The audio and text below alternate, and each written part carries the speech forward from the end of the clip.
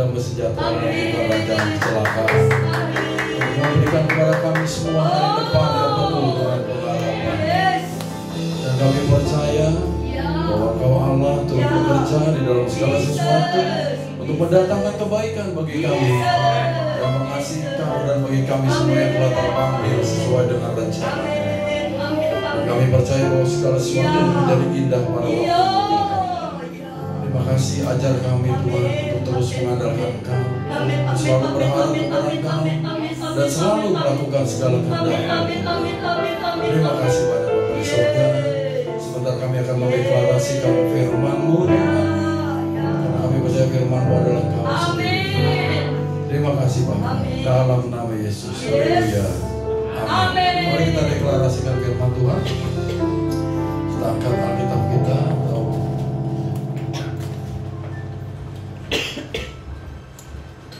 Dalam hitungan yang ketiga, 2, 3. Aku percaya firman-Mu berkuasa. Aku percaya firman-Mu dapat mengubah seluruh hidupku. Aku percaya firman ini adalah Tuhan sendiri. Aku siap untuk menerimanya dan melakukannya. Dalam nama Yesus. Sama-sama katakan. Amin. Silakan duduk kembali Bapak Ibu yang terkasih dalam Kristus Yesus. Terima kasih buat tim PW yang sudah membawa kita masuk dalam hadirat Tuhan. Amin. Saudara merasakan hadirat Tuhan? Amin. Ya, saya percaya kalau kita terus sama-sama ya memuji dan menyembah Tuhan seperti yang kita lakukan barusan, maka hadirat Tuhan akan terus menjadi kuat di tempat ini ya. Dan semua kita pasti diberkati oleh Tuhan. Amin. Ya. Sudah siap semua belajar sesuai dengan lagu tadi, ajar kami Tuhan. Oke ya, jadi temanya di pagi hari ini adalah the principle of life purpose atau prinsip tujuan hidup. Ya. Prinsip tujuan hidup. Nah, ada seorang hamba Tuhan di dalam suatu quote-nya, dia berkata bahwa the greatest tragedy in life is not death, but a life without a purpose. Ya, jadi tragedi terbesar dalam hidup ini bukanlah kematian, tetapi suatu kehidupan tanpa tujuan. Itulah menjadi tragedi terbesar. Kenapa dia bisa berkata demikian? Karena hidup tanpa tujuan kita akan kehilangan arah, saudara ya.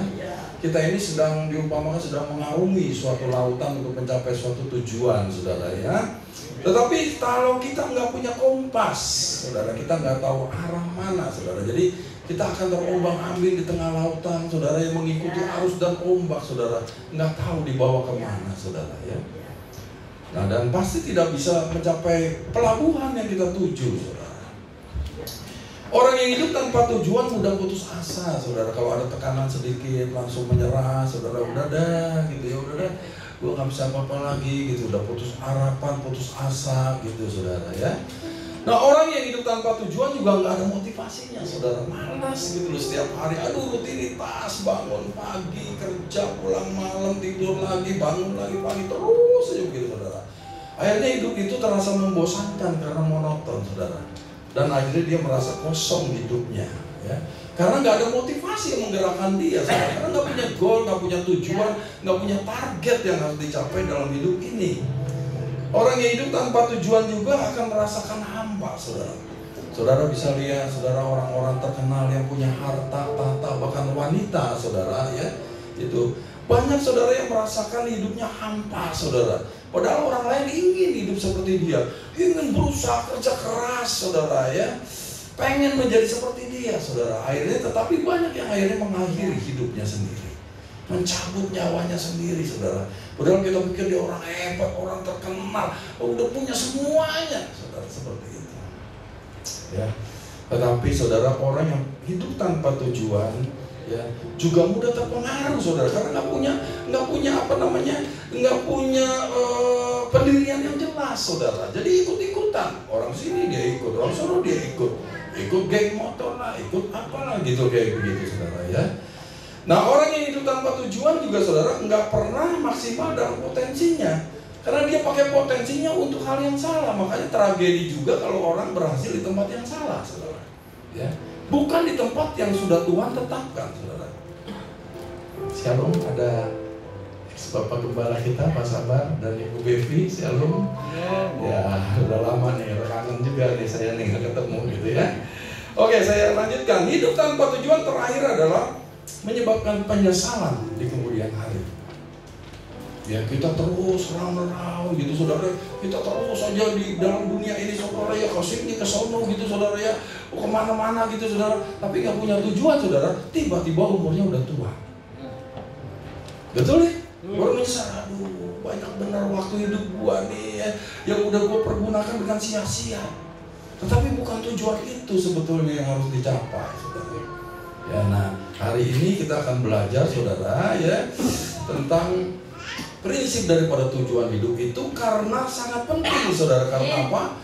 Karena yang pertama berhubungan dengan alasan mengapa segala sesuatu ini ada, dan berhubungan juga dengan kepenuhan hidup atau ya fulfillment in life ya. Jadi penting tuh. Ya kenapa sih semua ini ada gitu loh di sini. Semuanya yang ada di sini semuanya ada tujuannya, betul ya? Bahkan kita sendiri ada tujuannya saudara. Semua yang ada di dalam diri kita, organ-organ tubuh kita ada tujuannya, betul ya? Ada yang di sini gak ada tujuannya, semuanya ada. Mau lampu ada tujuannya saudara. Mau monitor ada tujuannya, mau mic ada tujuannya, semuanya ada tujuannya, betul ya? Dan juga yang kedua itu adalah bicara mengenai kepenuhan hidup supaya kita bisa puas dan berbahagia saudara. Jadi apabila kita tahu dan menggenapi tujuan hidup kita saudara. Amin ya. Nah, sekarang saya akan mulai dengan memahami tujuan daripada hidup saudara ya. Memahami kemana nih saya hari ini. Kalau lama apakah bisa? Kayaknya udah. Oke, next aja deh. Oke, ya, bisa kan?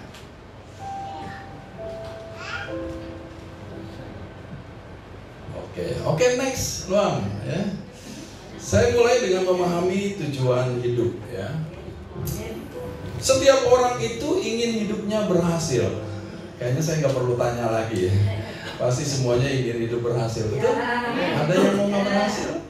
Saya jamin semua kita pengen hidupnya berhasil, betul ya?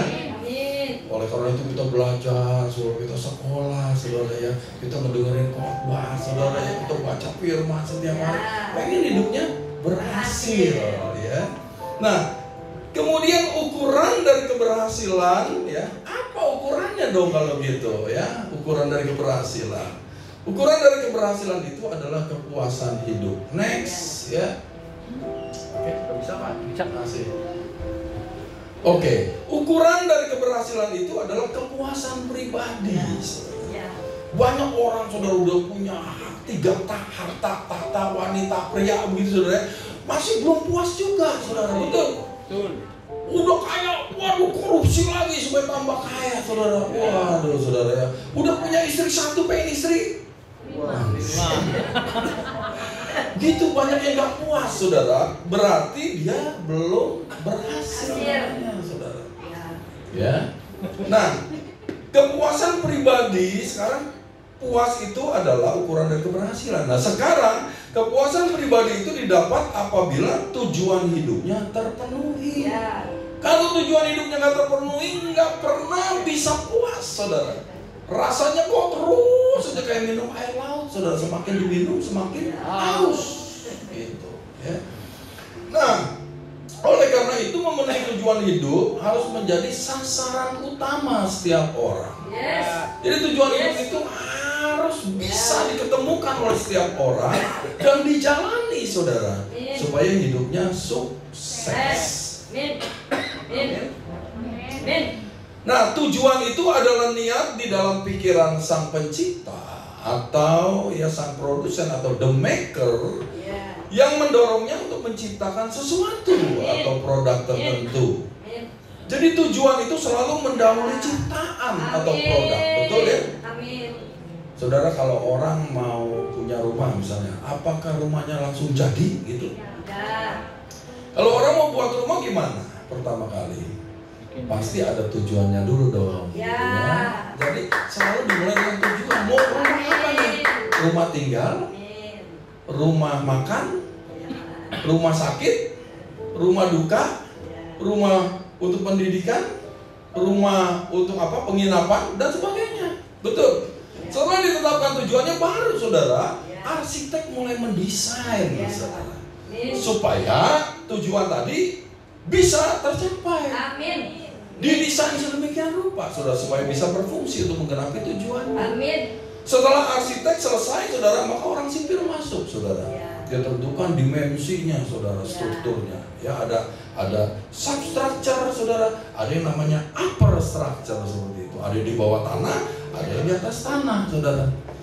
Ya, kemudian dihitung kekuatannya, dimensinya ditentukan saudara. Baru akhirnya dapat seluruh beban rumah itu. Setelah dapat seluruh beban rumah itu saudara, maka ditentukan jenis fondasinya supaya bisa menahan seluruh beban di atasnya. Betul? Ya. Nah, setelah itu baru saudara dicari tanah dasarnya yang bisa mendukung fondasi tersebut. Betul ya? Nah, ini saudara semuanya barulah dikerjakan, dieksekusi, baru jadi rumah. Betul?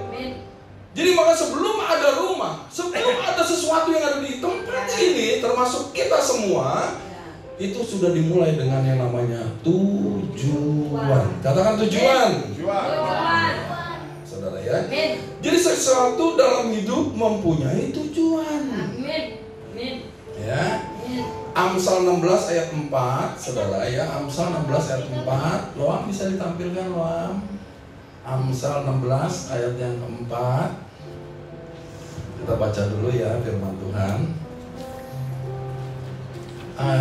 Amsal 16 ayat yang keempat, atau saudara sudah dapat semua dari handphonenya ya. Yuk kita baca ya. 2, 3. Tuhan membuat segala sesuatu untuk tujuannya masing-masing. Bahkan orang asing dibuatnya untuk hari. Jadi semuanya saudara sudah ditetapkan tujuan oleh Tuhan. Jadi Allah kita itu Allah yang bertujuan. Our God is God of purpose. Amin. Jadi Allah nggak pernah main-main loh saudara, terhadap semua ciptaan yang ada di bumi ini, termasuk saudara dan saya saudara. Dia serius saudara. Betul ya? Nah, segala sesuatu dimulai dan diakhiri dengan tujuan. Ya, kalau kita baca di Pengkhotbah 3 ayat 1 ya, itu di King James Version-nya, kalau bahasa terjemahan bahasa Indonesianya adalah untuk segala sesuatu ada masanya, dan untuk apapun di bawah langit ada waktunya. Jadi ada tujuannya saudara, tujuan awal dan tujuan akhirnya. Setelah itu selesai. Ya. Nah, seperti itu makanya umur manusia terbatas. Betul ya? Ada awal, ada akhir. Ada check-in, ada check out-nya juga. Saya nggak tahu check out-nya kapan kita di sini saudara. Yang jelas ada check out-nya saudara. Ya karena ada akhirnya saudara. Gitu ya. Nah, jadi to everything there is a season and a time to every purpose under the heaven. Jadi tujuan juga ada waktunya saudara ya. Nah, jadi Tuhan menciptakan kita untuk dan oleh suatu tujuan tertentu. Tetapi semuanya untuk kemuliaan Tuhan. Sebab segala sesuatu adalah dari Tuhan dan oleh Tuhan dan kepada Tuhan, dan bagi Tuhanlah kemuliaan sampai selama-lamanya. Amin. Nah, Kejadian 1 ayat 26 saudara dikatakan, berfirmanlah Allah, baiklah kita menjadikan manusia menurut gambar dan rupa kita, supaya, semua orang katakan supaya itu adalah tujuan. Tujuannya apa sih Tuhan menciptakan manusia menurut gambar dan rupanya? Ada tujuannya saudara ya. Di sini untuk berkuasa atas ikan-ikan di laut, burung-burung di udara, atas ternak dan atas seluruh bumi, dan atas segala binatang melata yang merayap di bumi. Jadi Tuhan menciptakan kita serupa dan segambar dengan Allah, ada tujuannya. Amin. Efesus 2 ayat yang 10 ya, karena kita ini buatan Allah, diciptakan dalam Kristus Yesus untuk, semua orang katakan untuk. Jadi ada tujuannya saudara ya. Untuk apa? Untuk melakukan pekerjaan baik yang dipersiapkan Allah sebelumnya. Dia mau supaya kita hidup di dalamnya. Jadi sebelumnya udah dipersiapkan saudara tujuan itu. Amin. Saudara tahu apa nggak tahu saudara tujuan hidup saudara, tapi Tuhan telah menetapkan tujuan dalam hidup saudara. Amin. Ya. Jadi walaupun kita nggak tahu tujuan hidup kita nih saudara sekarang gitu ya, tetapi saudara Tujuannya ada dalam hidup kita. Amin. Ya. Jadi saudara itu makanya disebut berharga di mata Tuhan. Betul? Kalau kalian tujuannya nggak berharga, saudara. Makanya dia beri kemampuan kepada kita supaya tujuannya bisa digenapi. Maka dikasih potensi, ada talenta, ada karunia, ada bakat, kemampuan, kekuatan, kreativitas diberikan kepada kita. Supaya apa? Supaya tujuannya digenapi. Allah berkepentingan agar tujuannya tergenapi. Amin. Ya semua saudara, ya pabrik pembuat saudara, misalnya mobil Toyota, kayak Honda, BYD gitu ya, Samsung kayak apa, Apple gitu, dia pengen saudara, ya itu yang dia buat, yang dia produksi bisa berhasil sesuai dengan tujuannya. Amin. Nggak ada saudara pembuat yang ingin produksinya gagal, nggak ada saudara, betul ya? Makanya Allah menginginkan kita semua berhasil dalam hidup. Amin. Ya, nah sekarang kita akan belajar nih ya prinsipnya. Ya prinsip ya. Sekarang definisinya dulu dah, apa sih sebetulnya prinsip itu gitu ya. Prinsip itu adalah asas, saudara. Asas itu adalah kebenaran yang menjadi pokok dasar berpikir, bertindak, berperilaku dan sebagainya. Jadi ditentukan oleh prinsipnya. Ya, Dr. Miles Monroe dia berkata kembali, kebenaran dasar dengan penerapan universal itulah yang disebut dengan prinsip. Jadi kebenaran yang berlaku di seluruh muka bumi ini, saudara. Mau di Indonesia, mau di China, mau di Amerika sama. Itu yang disebut dengan prinsip, saudara. Ya. Nah, prinsip itu mengatur dan mengungkapkan ya pelaksanaan dan perilaku normal dari segala sesuatu, sudah ditentukan oleh prinsip. Bahkan pernikahan kita pun ada prinsipnya, saudara. Ya, bagaimana kita mengelola keuangan ada prinsipnya, saudara. Bagaimana kita berelasi ada prinsipnya, semuanya ada, saudara ya. Nah, prinsip itu sama seperti sebuah mercusuar, saudara. Ya, ada hukum yang nggak boleh dilanggar. Saudara tahu apa gunanya mercusuar? Ya, itu di mana dekat tempat kerjanya Pak Sabar dulu ada mercusuar ya Pak ya di situ ya. Jadi saudara, ya itu mercusuar itu adalah untuk menunjukkan arah, untuk menunjukkan saudara tanda bahaya tidak boleh dilewati, saudara. Kalau dia langgar, maka kapal itu akan hancur, saudara, berantakan, saudara. Begitu ya, karena di situ ada batu karang, ada tebingnya itu ditunjukkan oleh mercusuar, saudara. Ya, nah itulah jadi prinsip nggak boleh dilanggar. Apalagi kayak prinsip gravitasi misalnya, kalau benda dari atas dijatuhkan kemana? Jatuhnya ke atas atau ke bawah? Ke bawah. Ada yang nggak percaya di sini? Kemudian naik ke lantai 30, buka kaca jendela, saudara, kemudian lompat, saudara. Wah, ini ke atas nih jatuhnya. Jadi apa, saudara?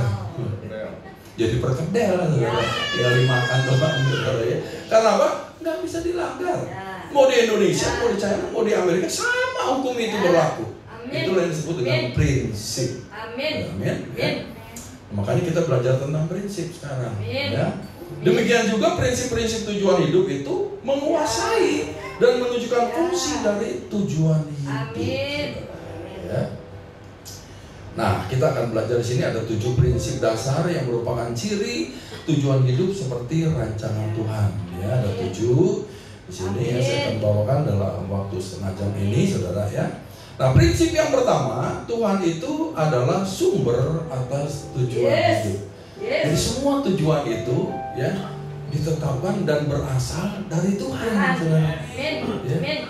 Jadi semua kita yang ada di sini ya ditetapkan tujuan dari Tuhan, saudara. Bukan dari orang tua, bukan dari gembala, bukan dari kakak rohani, bukan, saudara. Tetapi dari Tuhan sendiri. Jadi keberadaan kita di sini, saudara, itu juga sesuai dengan kemauan Tuhan. Amin. Maka jangan ada yang merasa dirinya, waduh, nggak berharga gitu, saudara. Bahkan saudara bukan dikatakan berharga aja, tetapi milik pusakanya Tuhan. Amin. Waduh, kalau barang pusaka, saudara, udah mahal, saudara ya. Waduh, itu ditempatkan luar biasa harganya. Waduh, saudara, perhatiannya, perawatannya, perlindungannya berbeda, saudara, daripada barang biasa, betul ya? Gitu. Nah, jadi Tuhan itu adalah sumber dari tujuan hidup. Jadi setiap pencipta saudara atau creator saudara atau the maker memulai segala sesuatunya dengan tujuan sebelum memulai proses produksinya. Tadi saya sudah jelaskan ya. Jadi semua harus dimulai dengan tujuan. Bahkan bangku yang kita dudukin di sini saudara, itu juga ditetapkan tujuannya dulu saudara. Tujuan bangku adalah untuk diduduki orang saudara. Nah jadi kalau dia didudukin, walaupun berat tuh bangku ya, dia sukses karena sesuai dengan tujuannya. Tapi kalau dia kosong, berarti nggak sukses karena nggak memenuhi tujuannya saudara. Ya gitu ya, dianggurin. Makanya tugas saudara supaya bangku ini sukses, saudara bawa jiwa. Amin. Iya dong. Kasihan tuh saudara. Jadi anggurin bangkunya gitu. Nah itu, Tuhan itu adalah sumber dari tujuan hidup itu sendiri, ingat ya. Nah, alam itu penuh dengan bukti bahwa ia menentukan tujuan dari sesuatu sebelum ia menciptakannya, saudara. Jadi sebelum Tuhan menjadi pencipta, saudara, ia sudah merencanakan dan merancang banyak hal yang akan ia firmankan untuk menjadi kenyataan. Betul ya? Jadi sebelum dia menjadi pencipta, karena pada waktu dia menjadi pencipta itu dia udah menciptakan, baru dia disebut dengan pencipta. Tapi sebelum dia berfirman untuk mencipta, di dalam dirinya udah full saudara, dengan rencana dan tujuan saudara. Baru setelah itu dia berfirman, maka semuanya jadi saudara. Betul ya? Nah jadi saudara, sifat Tuhan untuk berencana itu juga kita bisa lihat di dalam Alkitab saudara ya. Nih di dalam Kejadian 6, 9-22, ia atau Allah kita bertujuan menyelamatkan Nuh dari air bah yang akan menghancurkan bumi sebelum ia memerintahkan Nuh membangun sebuah bahtera. Jadi sebelum sebuah bahtera dibangun pun Allah udah ada rencana tujuannya saudara. Gitu ya. Nah, ia juga yang menetapkan Esau putra Ishak bahwa yang tua akan menjadi hamba kepada yang muda, yaitu Yakub adiknya sebelum Ribka melahirkan anak. Jadi sebelum melahirkan Tuhan udah netapin tujuan nih. Ya Esau harus menjadi dan tuannya adalah Yakub, saudara, kayak gitu ya. Ia memutuskan bahwa putra Raja Daud Salomo yang akan membangun bait Tuhan jauh sebelum Salomo dilahirkan. Luar biasa ya. Jadi makanya saudara, kalau Alkitab berkata saudara, ia telah memilih kita sebelum dunia dijadikan. Itu ia dan amin. Allah kita itu Alfa dan Omega. Saudara. Jadi saudara ini sebetulnya udah diselesaikan Tuhan di dalam kitabnya. Baru setelah selesai ditulis semuanya, ditarik kembali, baru saudara dilahirkan. Betul nggak? Jadi saudara, ceritanya Tuhan itu, bukunya Tuhan itu pasti bestseller dan diakhiri dengan kesuksesan. Amin. Ia menetapkan seorang perawan akan melahirkan seorang anak sebelum Roh Kudus turun ke atas Maria. Jadi udah 700 tahun yang lalu sebelumnya di Yesaya udah dinubuatin saudara. Udah ditaruh tujuannya kelahiran Yesus untuk apa saudara, dan bagaimana gitu. Udah semuanya direncanakan saudara. Ia juga menentukan Paulus untuk menjadi pemberita Injil kepada orang-orang non-Yahudi sebelum ia mengutus Ananias untuk berdoa bagi Paulus supaya ia dapat melihat. Ya, jadi udah dirancang gitu loh jauh-jauh hari. Ya, termasuk saudara dan saya. Amin. Dan rancangannya adalah rancangan damai sejahtera. Ini memberikan kita hari depan yang penuh pengharapan. Sekarang prinsip yang kedua ya. Segala sesuatu mempunyai tujuan. Amin. Everything in this life has a purpose. There are no mistakes, no coincidences, saudara. Ya, jadi segala sesuatu dalam hidup ini memiliki tujuan. Tidak ada kesalahan, tidak ada yang namanya kebetulan. Amin. Ya. Nah, jika Tuhan adalah Tuhan atas tujuan dan menciptakan segala sesuatu, maka segala sesuatu dalam hidup mempunyai suatu tujuan. Belatung, nih misalnya ada tujuannya nggak? Ada. Untuk apa? Kita kan beli jijik gitu saudara, tapi ada tujuan. Mau jijik kek saudara ya, mau itu apa gitu ya, tapi tetap semuanya ada tujuannya. Amin. Dia menguraikan segala sesuatu yang mati, yang busuk kepada sumbernya. Bahkan dipakai saudara, kalau ada daging yang busuk saudara, itu belatung itu untuk memakan semuanya itu, dan sehingga tumbuh organ-organ yang baru saudara. Belatung bisa menentukan kapan kematian seseorang, maka dipakai juga saudara oleh polisi. Kapan matinya diselidikin saudara sama lapornya, saudara ketahuan saudara sama ahli forensiknya. Oh matinya sekian jam, oh matinya sekian hari. Itu dari belatung saudara, kalau saudara mau tahu. Gitu ya. Semut ada tujuannya nggak? Ada. Tujuannya buat apa? Hai orang malas, hai pemalas, belajar kepada semut supaya menjadi bijak lakunya. Betul, jadi semut aja diciptakan buat orang malas belajar. Jadi sini kalau ada yang malas belajar sama semut, betul nggak? Ada tujuannya semuanya. Kalau di dalam diri kita udah pasti deh ya, gitu ya, bulu hidung ada tujuannya, alis mata ada tujuannya. Di sini saudara Jaklin ada tujuan, semuanya punya tujuan. Amin. Amin ya. Nah jadi gini saudara prinsipnya, hanya karena kita tidak mengerti tujuan hidup dari suatu makhluk, tidak berarti makhluk itu tidak mempunyai tujuan. Betul ya? Pokoknya kita tepok aja tuh nyamuk, pokoknya udah kita mati semut, kita giles begitu saudara, karena nggak tahu tujuan. Betul ya? Karena kalau kita tahu semua tujuannya, kita jadi Tuhan saudara. Makanya kita terbatas, betul ya? Gitu. Nah, jadi ingatlah saudara, walaupun saudara nggak tahu tujuannya, tapi Tuhan menetapkan tujuan dalam hidup kita, ya, saudara. Jadi semuanya saudara yang ada di bumi ini, baik hewan, tanaman, semua itu diciptakan Tuhan saudara ya, untuk menyeimbangkan ekosistem saudara yang ada di bumi ini. Kalau salah satu terganggu, maka semuanya akan terganggu. Kenapa ada kenaikan iklim? Karena terganggu saudara ekosistemnya, betul ya? Kenapa semakin hari semakin panas matahari? Karena terganggu. Kenapa iklimnya bisa berubah-ubah saudara dengan drastis? Karena terganggu ekosistemnya, betul ya? Gitu. Nah jadi gangguan apapun akan mempengaruhi semua yang lainnya saudara. Nah prinsip yang ketiga, tidak semua tujuan diketahui. Ya, saya kasih tahu tadi, tidak semua tujuan dapat diketahui. Ya. Nah, nih ada cerita tentang Yunus. Saudara mungkin tahu semua ya ceritanya ya. Yunus itu dipanggil oleh Tuhan untuk apa? Untuk menyampaikan pesan Tuhan ke Niniwe, saudara. Supaya mereka bertobat dari kejahatannya, udah sampai ke langit, saudara, teriakannya itu, gitu ya.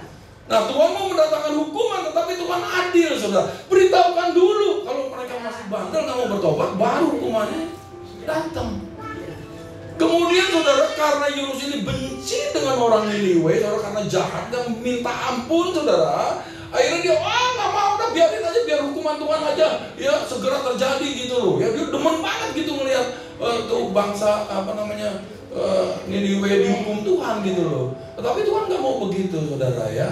Akhirnya dia lari jauh saudara. Dia harusnya misalnya ke timur, dia ke barat saudara, menjauhi hadirat Tuhan. Dia naik kapal dari Yafo saudara ke Tarsis saudara. Waduh jauh banget saudara. Kalau dilihat saudara, saya di Google itu bisa 2000 sampai 3000 km jaraknya. Gitu loh, jauh banget gitu loh ya. Nah tetapi apa yang terjadi saudara, karena dia saudara tidak taat dengan perintah Tuhan, bahwa pada waktu dia naik kapal saudara, maka Tuhan mau menurunkan angin ribut yang besar sehingga terjadi badai yang hebat saudara, dan akan menghancurkan kapal itu. Nah Koda saudara sama awak kapal di situ saudara ya, anak buah kapal semua ketakutan semuanya. Mereka berteriak-teriak semuanya saudara, ayo kita berseru kepada Tuhan supaya bisa selamatkan.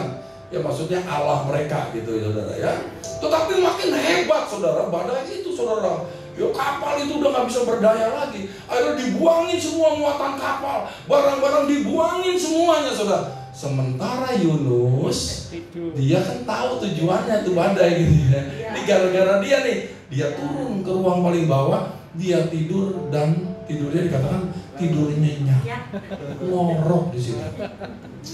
Akhirnya saudara ya, nakodanya turun melihat, weh, kamu kenapa orang ketakutan, orang teriak-teriak, kenapa? You tidur di sini.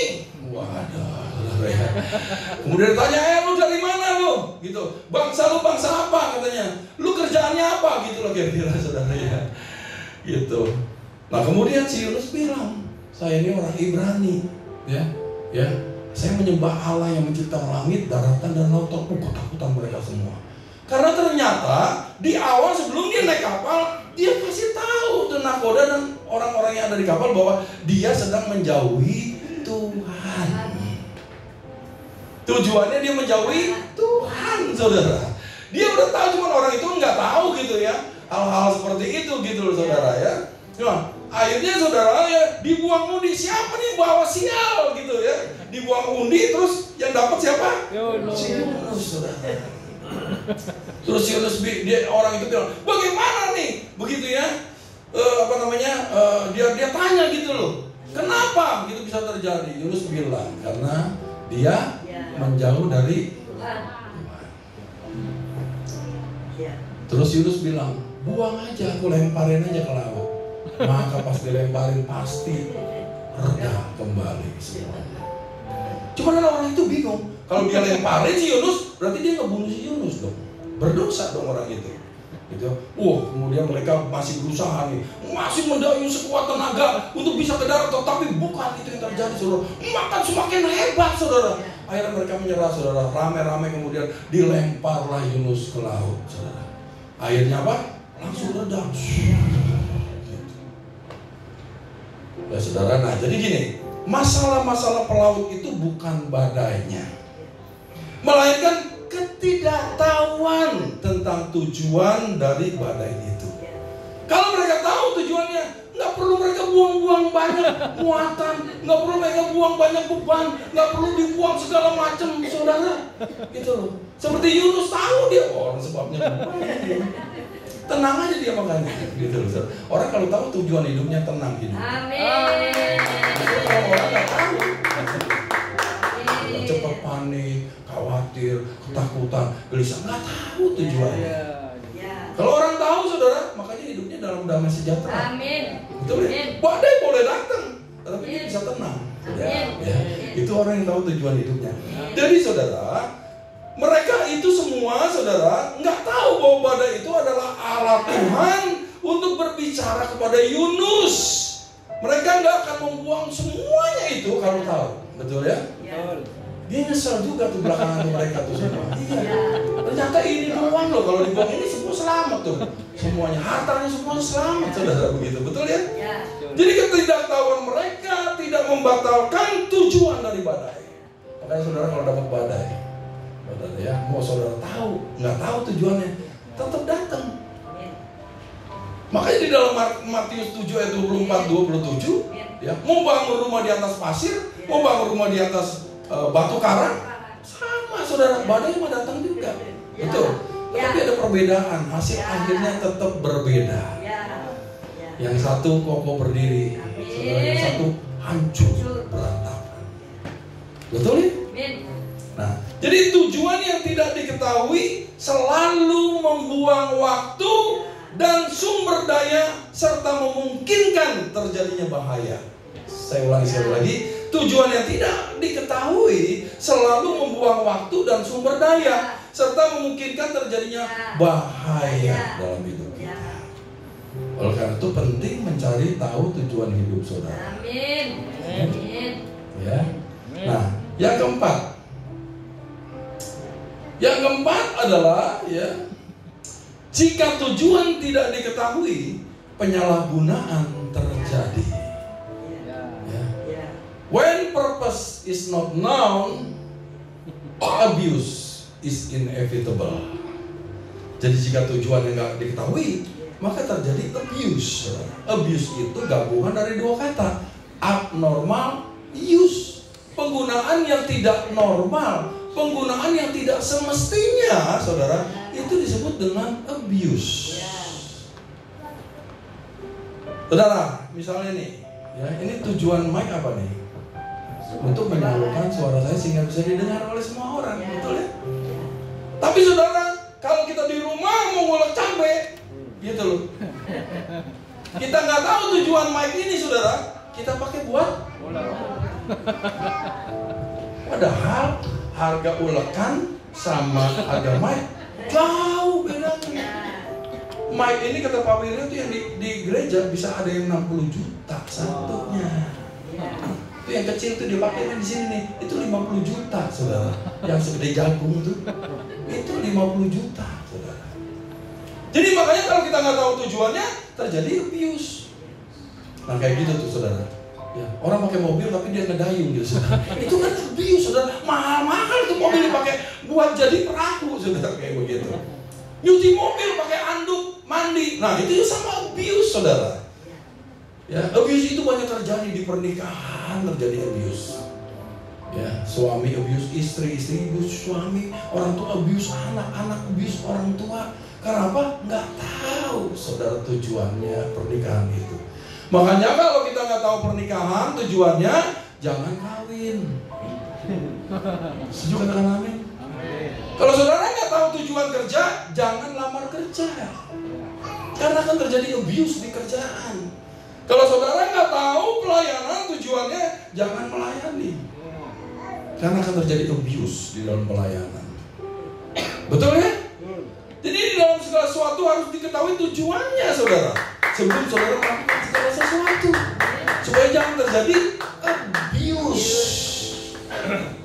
Betul ya? Makanya supaya jangan salah harus tahu tujuannya. Ya. Simon, saudara, di dalam Kisah Para Rasul 8 ayat 9 sampai 25, dia itu ahli sihir, saudara. Dihormati orang besar sampai anak-anak ngikutin dia dan berkata inilah kuasa dari Allah yang Maha Tinggi. Waduh, itu dengan sihirnya, saudara, orang terpengaruh semua, saudara. Dihormati luar biasa. Tapi pada waktu Filipus memberitakan Injil Kerajaan Surga dan membuat banyak mukjizat, maka orang ini pun bertobat. Tapi pertobatannya, saudara, belum pertobatan yang sejati, saudara. Jadi pada waktu itu, saudara, orang dibaptis gitu ya, setelah percaya dibaptis, tapi dalam nama Tuhan Yesus. Kemudian Petrus, Yohanes datang, mereka melihat bahwa mereka belum dibaptis oleh Roh Kudus. Kemudian ditumpangin tangan, waduh, terima Roh Kudus, saudara, kepenuhan Roh Kudus. Si Simon lihat, hebat bener nih, gue beli gitu ya karunia ini nih. Siapa tahu gue nanti bisa numpangin tangan buat nyari duit. Nah itu tujuan dia, saudara. Kemudian Petrus Yohanes marah, saudara, kayak begitu. Engkau punya hati yang jahat seperti empedu, katanya, saudara, gitu ya. Engkau akan mendapatkan hukuman dari itu. Udah ketakutan, saudara. Ya akhirnya dia bertobat juga, didoakan, akhirnya selamat, saudara. Ya. Nah, ini si Simon ini, saudara, ya, ia menginginkan pelayanan penumpangan tangan, ya. Tapi karena ia menginginkan karunia itu, motifnya salah, saudara. Betul ya? Jadi dia mau pakai untuk kepentingan diri dia sendiri. Betul? Karena dengan sihirnya dia jadi kaya. Dia pikir ini juga dengan begitu dia jadi kaya, saudara. Ada nggak pelayanan-pelayanan yang begitu? Karunia dari Tuhan bukan untuk diperjualbelikan. Kita dapat gratis, kita pergunakan lagi untuk gratis, saudara. Kalau saudara pakai itu untuk komersialisasi, saudara berdosa di hadapan Tuhan. Amin. Ya. Prinsip yang kelima, ya kita cepat aja, saudara, ya. 10 menit lagi. Prinsip yang kelima, jika Anda ingin mengetahui tujuan dari sesuatu, jangan tanyakan kepadanya. Ya, nggak mungkin bangku, saudara, nanya bangku, tujuan lu apa sih? Jadi bangku gitu, nggak bisa. Karena harus pembuatnya, saudara, penciptanya, saudara, yang ditanya, dia yang tahu tujuannya, saudara, betul? Jadi di sana, saudara, never ask a starfish for direction. Saudara nggak bisa nanya dia tentang arah. Dia ada 5, saudara, di situ. Saudara mau tanya dia kaget tahu, saudara. Yang mana gitu loh, saudara. Ya, nah jadi apa yang dibuat tidak pernah dapat mengetahui apa yang ada dalam pikiran penciptanya saat ia merencanakan dan membuatnya. Hanya penciptanya yang tahu. Amin. Betul? Amin. Bertanya kepada seorang teman saudara di sini gitu ya, mengapa saudara ada dan dia ada, sama seperti orang buta menuntun orang buta. Ya. Nah jadi saudara nggak pernah menemukan tujuan hidup saudara jika saudara tidak terhubung dengan pencipta saudara. Betul? Siapa pencipta kita? Tuhan Tuhan Yesus. Allah yang Maha Kuasa. Amin. Haleluya. Amin. Nah, Ayub saudara, ya, itu saudara pada suatu kali mendapatkan badai hidup yang luar biasa. Betul? Dalam waktu yang singkat saudara, semuanya habis. Anak-anaknya mati, hartanya ludes, karyawannya mati habis, saudara. Kesehatannya habis juga. Betul? Sampai istrinya bilang, apakah kau masih mempertahankan kesalehanmu, Ayub? Kutukilah Allahmu dan matilah. Langsung Ayub berkata, engkau berkata seperti orang gila. Saudara ya.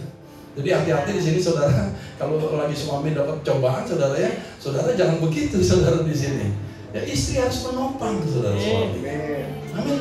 Harus justru memberikan kekuatan, membangkitkan harapan gitu dong saudara. Nah, setuju katakan amin. Saudara itu penolong saudara, bukan perongrong. Bisa kasih tahu saudara. Nah jadi saudara di sini Ayub saudara, dia nggak berdosa dengan kata-kata dan perkataannya pada waktu di pasal 1 dan 2. Tapi sebetulnya kitab Ayub itu nggak perlu sampai lama-lama. Pasal 3 harusnya udah stop. Tetapi karena dia mengeluh saudara, dia mengeluh dengan kejadian yang dia alami saudara. Ya karena dia apa? Mengeluh, nggak tahu tujuannya. Betul? Tetapi akhirnya saudara ya, saudara berargumentasi hebat dengan teman-temannya saudara. Dengan Tuhan sendiri dia berargumentasi akhirnya saudara. Begitu ya, mencari pembelaan diri. Jadi selesainya ayat itu pasal 42. Bayangin harusnya pasal 3 sudah selesai. Jadi pasal 42 baru selesai di ayat yang kelima saudara. Dia berkata bahwa dahulu aku mendengar dari kata orang tentang engkau, tapi sekarang mataku sendiri memandang engkau. Aku mencabut semua perkataanku dan aku menyesal aku duduk dalam debu dan abu. Baru selesai saudara. Harusnya nggak perlu begitu lama saudara. Kalau dia tahu tujuannya apa sih yang terjadi dalam hidup dia, ya gitu. Nggak perlu buang-buang tadi itu barang-barang apa segala macam. Udah mau bayu, udah mau mati, udah mau pecah kapalnya. Baru tahu tujuannya. Saudara, kasihan deh gitu saudara ya. Jadi makanya saudara harus hidupnya dekat dengan Tuhan. Amin. Dekat dengan pencipta kita. Mengenal Dia, saudara. Makanya hukum yang terutama saudara apa? Kasihilah Tuhan Allahmu yang pertama. Yang kedua baru kasihi sesama manusia. Karena kita ini gambar dan rupa Allah, betul? Kalau kita tahu pencipta kita, ya kita tahu rupa dan gambar kita, saudara, maka kita lebih gampang untuk bisa mengenal orang lain. Betul? Ya. Nah sekarang, jadi saudara, kalau saudara mau membeli segala sesuatu barang gitu ya, misalnya mau beli TV gitu. Jadi pada waktu saudara unboxing, ya itu yang pertama ada di atasnya adalah apa namanya? Manual book, saudara. Nah, manual book itu adalah buku petunjuk penggunaan, saudara, supaya saudara produsennya, pembuatnya memastikan kalau saudara mentaati, saudara, buku manual book itu, maka barang itu bisa dipakai sesuai dengan tujuannya. Amin. Barang itu bisa sukses. Betul. Makanya dikasih tahu tuh di dalam buku petunjuk penggunaan manual book itu, saudara, ditulis please read before use. Baca dulu sebelum digunakan. Tapi berapa banyak kalau saudara beli handphone di tempat ini, baca dulu apa enggak?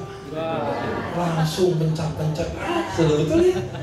Emang benar, ternyata diselidiki saudara, 15% orang di Indonesia saudara enggak pernah apa namanya? Itu yang hanya membaca buku itu, manual book. Nah, 5%-nya membaca secara jarang. Sisanya 80% enggak pernah baca. Termasuk saudara dan ngaku aja betul ya. Kalau dulu tuh makanya kalau kita beli kaset gitu saudara gitu ya, kita cuma taunya play gitu saudara, stop, rewind, eject. Yang lainnya nggak tahu tuh saudara, kenapa? Karena nggak pernah mau baca buku manualnya. Jadi akhirnya kita nggak maksimal saudara di dalam hidup ini. Betul. Makanya untuk bisa mencapai tujuan kita, supaya kita berhasil saudara, digaransi nantinya oleh Tuhan saudara, ya, maka bacalah manual book kita, yaitu Alkitab. Alkitab adalah manual book kita. dan berhasil dalam hidup ini. Setuju katakan amin? Nah, yang terakhir ya. Prinsip ketujuh. Tujuan hidup itu adalah kunci menuju kepuasan, saudara ya. Tujuan hidup kunci menuju kepuasan. Great satisfaction comes when you feel related to some greater purpose in life, something greater than you. Ya. Kepuasan yang besar datang ketika Anda merasa terhubung dengan tujuan yang lebih besar dalam hidup. Sesuatu yang lebih besar dari diri Anda sendiri. Ya. Jadi makanya saudara harus mengejar tujuan hidup saudara, menemukan tujuan hidup saudara, supaya saudara bisa mengalami kepuasan atau pemenuhan hidup ini. Amin. Nah, jadi saudara, pada dasarnya saudara tidak akan mengalami kepuasan dan kedamaian sejati sampai saudara melaksanakan tujuan saudara dilahirkan. Amin. Ya. Naaman saudara, itu panglima hebat saudara, disayang saudara sama Raja Aram, betul. Tetapi dia nggak puas hidupnya karena dia menderita apa? Sakit kusta saudara. Dia terkenal tapi sakit kusta saudara, gitu. Ya, tetapi saudara, ada seorang budak yang ditangkap saudara, ya, budak perempuan Israel, saudara kasih tahu di Israel ada orang yang bisa menyembuhkan Tuhan. Oh, rajanya terus dikasih tahu, kirim surat ke Raja Israel. Raja Israel ngamuk saudara, begitu ya. Lu kira gua Tuhan apa? Bisa nyembuhin orang sakit gitu saudara. Terus kemudian didengar sama Elisa. Elisa datang bilangin, Tuhan tenang, nggak usah pusing gitu ya. Nih kasih tahu, suruh datang ke saya. Akhirnya Naaman datang, bawa rombongan, bawa semua harta bendanya saudara untuk dipersembahkan kalau bisa nih ya, kalau bisa nyembuhin penyakitnya. Kemudian saudara, Naaman berharap ya, si Elisa keluar datang gitu loh, yang nyambut dia gitu, terus itu tumpahin tangan kata saya yang sakit supaya sembuh. Ternyata nggak begitu, saudara. Disuruh bujangnya, keluar lo, gitu ya, lo temuin tuh Naaman gitu ya, mau dia panglima hebat kayak di depan gua nggak ada apa-apa gitu loh, saudara, gitu ya, gitu. Gua ini utusan Tuhan nih gitu. Akhirnya, waduh marah saudara, merasa dihina Naaman itu saudara, ya. Udah gitu disuruh mandi di sungai Yordan yang kotor lagi saudara, 7 kali benemin gitu loh ya tubuhnya, baru bisa sembuh. Waduh, dia udah mau pulang, kesel dia saudara, marah saudara kayak gitu ya. Bukankah di Abana-Parpar di sono sungai di Suria itu lebih bagus, lebih jernih airnya, kenapa mesti di sini? Saudara, kalau saudara pernah ke sana saudara ya, itu sungai Yordan yang ada sekarang di Israel itu ya, itu di ujungnya saudara, sebelum di sini ada baptisan, di sebelah hulunya itu tempat peternakan kuda. Jadi itu tokai-tokainya kuda ngalir ke situ saudara. Iya benar saudara gitu ya. Makanya dibilang kotor, airnya juga hijau emang gitu saudara. Betul. Ya, tetapi saudara ya, setelah akhirnya dibujuk nih sama pegawai-pegawai, Tuhan kalau disuruh lakukan yang sulit aja Tuhan bisa, masa ya gampang gue cuma benemin diri aja nggak mau. Akhirnya dia taat juga saudara, ya udah dah gitu ya saudara ya. Akhirnya pada waktu dia benamkan 7 kali, waduh langsung kulitnya sehat kembali seperti anak-anak saudara. Amin. Yang nyembuhin sungainya apa bukan? Jadi bukan sungai yang menyembuhkan Naaman, melainkan ketaatannya kepada tujuan Tuhan melalui kata-kata Nabi Elisa. Soalnya setelah dia saudara disembuhkan saudara, maka dia akhirnya saudara, dia bisa menyembah Tuhan. Amin. Tetapi karena Raja Aram saudara, Raja Aram itu kan penyembah kuil Rimon saudara, menyembah Baal. Kemudian dia berkata saudara ya kepada Elisa gitu loh. Ya minta dipermaklumkan karena dia itu adalah pengawal raja. Kalau raja menyembah, dia harus ikut menyembah. Kalau nggak dipancung kepalanya saudara kayak gitu. Kemudian Elisa bilang, ya pulanglah dengan selamat saudara. Dimaklumin saudara. Terkadang hati nurani kita saudara nggak sesuai saudara dengan firman Tuhan. Tetapi di satu pihak terkadang kita disuruh oleh atasan kita saudara untuk melakukan hal itu gitu loh. Tetapi kalau kita lakukan saudara, tetapi kita bersandar kepada Tuhan seperti Naaman tadi saudara, hatinya nggak mau dia menyembah. Tetapi karena tugas, dia harus melakukan juga. akhirnya dimaklumin saudara. Karena Tuhan melihat hati. Amin. Amin saudara. Amin. Ya. Nah, jadi akhirnya saudara, tujuan Tuhan untuk menyembuhkan Naaman ya, itu adalah untuk supaya dia bertobat saudara dan menerima Tuhan sebagai Allah yang hidup saudara. Amin. Jadi semua ada tujuannya saudara. Amin.